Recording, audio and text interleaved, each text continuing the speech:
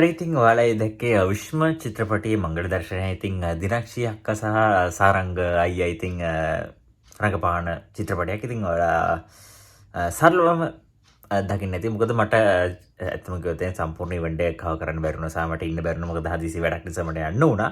ඉතින් චිත්‍රපටයත් මට බලන්න හැකියාව ලැබුණේ නැහැ. මොකද ඒ වැඩේ යන්න වුණා. I'm sorry for that. ඉතින් කොහොමද ඉස්සරහට අනිවාර්යයෙන්ම බලලා මං රියැක්ෂන් එකක් දාන්න.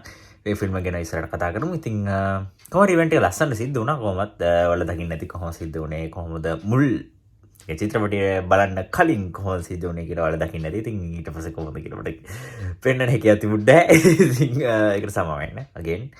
ඉතින් ඔයාලා ළඟම ඇති සිනමා ශාලාවට ගිහින් බලන්න විශ්ම චිත්‍රපටය. ඉතින් සාරංගයයි ජයචක්කයි එකට තිරේ දකින්න පුළුවන් අවස්ථාවක් මේ හම්බෙලා තියෙනවා. ඉතින් ඔයාලට මේ අවස්ථාව අහිමි කරගන්න එපා. ඉතින් ඔයාලා ළඟම ඇති සිනමා ශාලාවට ගිහලා බලන්න විශ්ම චිත්‍රපටය.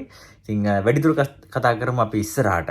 ඉතින් දැන්ට මට වැඩි විස්තර කියන්නත් අමාරුයි. මොකද ඉතින් බලලා නැති නිසා ඉතින් ඒව කියන්න අමාරුනේ. ඉතින් ඒ නිසා ඉතින් මට කියන්න තියෙන්නේ දැන්ට ගිහලා බලන්න කියලා තමයි කියන්න තියෙන්නේ. මොකද ඒ දෙදෙනා තිරේ දකින්න කියන එකත් එක වෙනම දෙයක්. ඉතින් බලන්න අනිවාර්යෙන් විශ්ම චිත්‍රපටය ඔබේ ළඟම ඇති සිනමා ශාලාවේදී. ඉතින් I think හැමෝටම ගොඩක් ස්තුතියි නේද. ලයික් කරන කොට ෂෙයා කරන එකම සබ්ස්ක්‍රයිබ් කරන channel එක. ඉතින් අපි ඊළඟ වීඩියෝ එක හමු. එතනින් bye. විශ්ම බලන්න.